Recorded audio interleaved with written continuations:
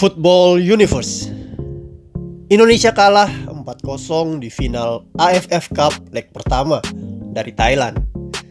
Hasil ini memang mengecewakan, tetapi sebenarnya perkembangan tim nasional Indonesia di bawah asuhan Sintayong sudah sangat maju.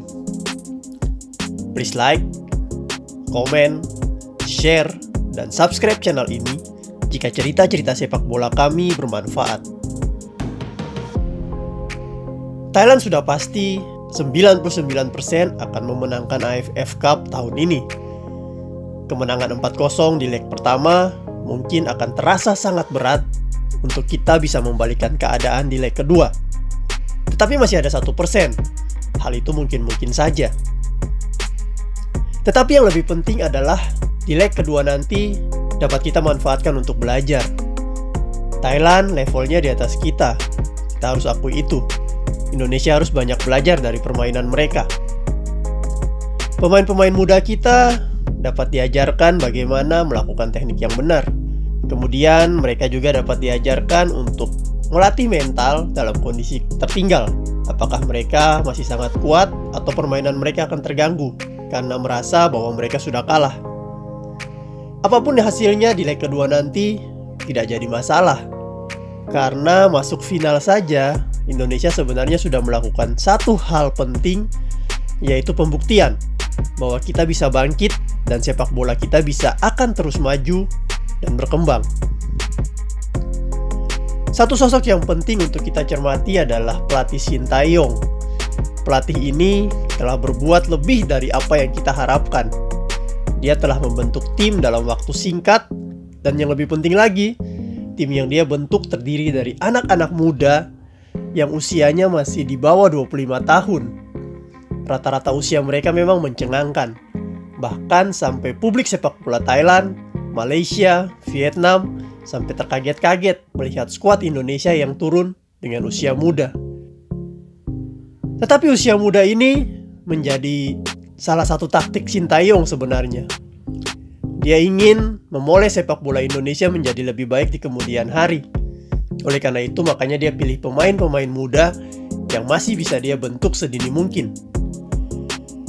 Dan hasilnya kita bisa lihat sendiri di AFF Suzuki Cup tahun ini. Pemain-pemain muda tetapi bisa memberikan hasil yang gemilang. Awalnya banyak pengamat memprediksi bahwa Indonesia hanya akan sampai di fase grup. Apalagi Indonesia tergabung dalam grup yang berisikan Vietnam dan Malaysia. Pengamat mengatakan bahwa Malaysia dan Vietnam akan menjadi wakil di grup ini untuk melaju ke babak berikutnya. Tetapi hasil berkata lain. Indonesia menunjukkan permainan yang di luar dugaan. Malaysia kaget, Vietnam juga kaget, sehingga Indonesia bisa menjadi juara grup. Kemudian Sintayong juga membentuk tim ini dengan bermaterikan pemain-pemain yang tidak menganggap dirinya adalah seorang bintang. Bayangkan jika Sintayong memakai nama-nama besar dari Liga Indonesia yang mungkin merupakan seorang top skor atau merupakan seorang striker hebat dari sebuah tim Liga Indonesia, atau mungkin pemain hebat, back hebat, dan sebagainya.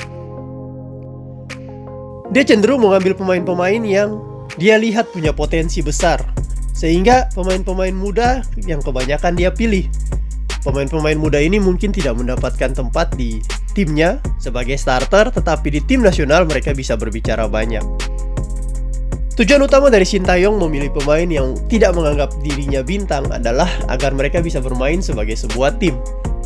Kekuatan sebuah tim akan sangat dahsyat jika mereka kompak. Hal ini yang ingin Sintayong tunjukkan. Hal selanjutnya yang dilakukan Sintayong adalah mulai membenahi teknik dasar pemain Indonesia yang dari dulu menjadi masalah utama. Teknik dasar kita memang masih sangat jauh dibandingkan negara-negara Asia Tenggara besar seperti Malaysia, Vietnam, dan Thailand. Teknik sederhana seperti passing kita masih belum akurat, masih belum berbobot, dan arahnya juga seringkali ngawur ketika pemain sudah mulai kehilangan konsentrasi bermain. Terlihat Sintayong seringkali berlatih dengan pemain dan menunjukkan cara passing yang benar dan melakukan gerakan apa setelah passing. Kemudian dribbling. Kita bisa lihat pemain-pemain kita seringkali menusuk dari sektor kanan, kiri dengan mendribbling bola. Mungkin ini adalah salah satu teknik yang bisa diandalkan dari pemain-pemain Indonesia, karena pemain Indonesia memang sangat senang sekali mendribling bola. Tetapi mendribling ke arah yang benar itu seringkali tidak dilakukan. Nah, Sintayong kali ini mencoba memposisikan itu dan menunjukkan arah dribbling yang tepat sesuai dengan posisi pemain. Hal lain yang sudah diperbaiki Sintayong adalah mendisiplinkan pemain dalam menjalankan strategi tim. Ini penting dan ini sudah mulai terlihat. Hal yang selama ini jarang dilakukan pemain Indonesia adalah berdisiplin dalam menjalankan strategi tim. Seringkali pemain-pemain kita masih saja bermain versi mereka sendiri dan mengesampingkan taktik tim atau strategi tim. Hal ini yang coba dibenahi sama Sintayong. Setiap pemain diberikan tanggung jawab dan harus benar-benar menjalankan tanggung jawab itu di posisinya, sehingga strategi Sintayong ini bisa berjalan dengan baik. Formasi dasar memang tidak selamanya satu formasi. Hal ini juga untuk melatih pemain mengerti tentang berbagai macam formasi dasar. Sintayong senang bermain dengan 4-1-4-1, kadang main dengan 5-4-1, kadang main dengan 4-3-3, kadang main dengan 4-4-2. Tetapi setiap pemain tahu ketika dia berposisi di mana, tanggung jawabnya apa. Nah, hal ini yang perlu terus ditumbuhkan sehingga pemain kita lama-kelamaan akan menjadi sadar posisi, akan menjadi sadar peran. Dan ini sudah mulai dibangun Sintayong. Sudah mulai terlihat dari permainan timnas Indonesia dan individu setiap pemain yang sudah mulai mengerti peran dan posisinya. Kemudian, yang paling penting juga yang sudah mulai dilakukan Sintayong dan terlihat berhasil adalah dia berhasil memaksimalkan fisik pemain.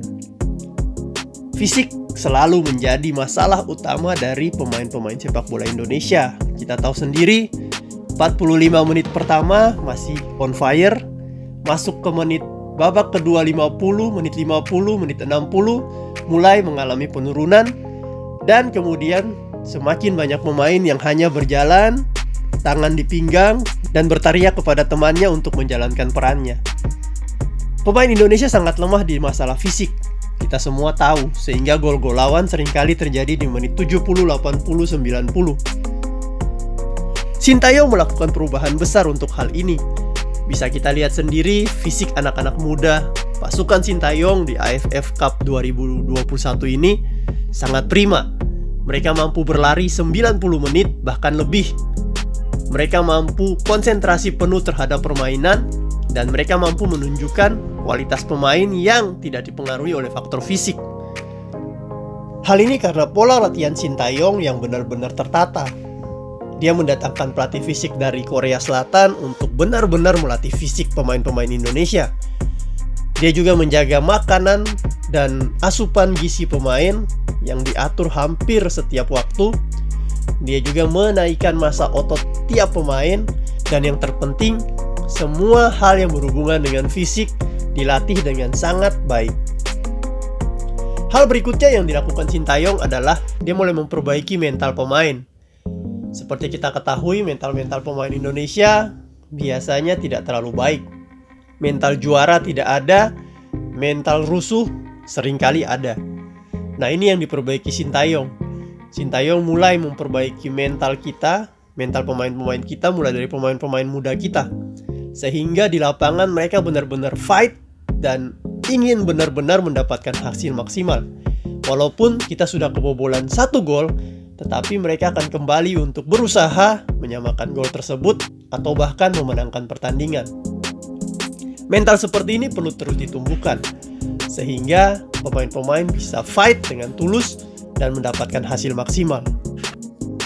Selain untuk meraih juara, mental terpenting yang dibentuk Sintayong adalah mental untuk bermain sportif. Apapun yang terjadi di lapangan, pemain harus tetap sportif. Pemain tidak boleh sampai melukai pemain lawan ataupun sampai berkelahi dengan pemain lawan. Pemain harus meminta maaf ketika melakukan kesalahan. Sikap sportivitas tinggi dalam jiwa setiap pemain.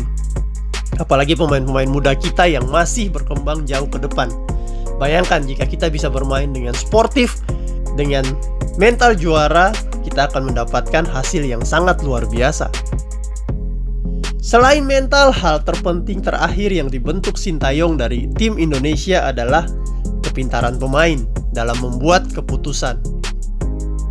Ketika seorang pemain memegang bola di lapangan, sudah terlihat banget pemain-pemain Indonesia saat ini bisa kreatif, bisa tahu apa yang harus dilakukan selanjutnya, dan bisa tahu bahwa yang dilakukan selanjutnya itu mendukung strategi tim.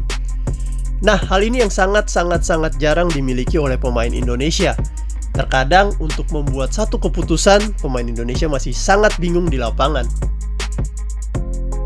7 hal tadi memang telah dibenahi Sintayong, tapi PR-nya masih sangat banyak ke depan. Hanya saja dia perlu diberikan waktu yang lebih lama untuk bisa membenahi semua hal tersebut. Jika PSSI hanya melihat hasil dari satu turnamen, kemudian mencoba memecat Sintayong, itu adalah tindakan yang sangat bodoh. Kenapa? Karena kita butuh proses, dan kita butuh seorang pelatih hebat yang bisa memperbaiki semua aspek permainan kita ke depan. Negara-negara tetangga kita sudah mulai ketar-ketir, karena pasukan kita adalah pasukan yang sangat muda. Bayangkan, jika Sintayong bisa membuat mereka menjadi satu tim yang solid, 2 atau 3 tahun lagi, mereka akan menunjukkan permainan yang berkelas di level Asia Tenggara. Bahkan mungkin mereka bisa tembus level dunia. Hanya saja kita perlu percaya, kita perlu memberikan waktu, kita perlu memberikan dukungan, kita perlu memberikan doa terbaik kita agar Sintayong dan pemain-pemain timnas Indonesia mau berproses dengan benar ke depannya. Leg kedua melawan Thailand bisa digunakan untuk proses belajar lebih lagi. Melihat pemain-pemain senior Thailand yang sudah berpengalaman, meniru gaya bermain mereka, belajar lagi tentang cara mereka mengambil keputusan, cara mereka mengolah bola, cara mereka bermain dalam sebuah taktik tim, dan sebagainya. Timnas Indonesia memiliki masa depan yang sangat baik, asal kita hargai proses tersebut dan kita mau belajar bersama. Maju terus sepak bola Indonesia.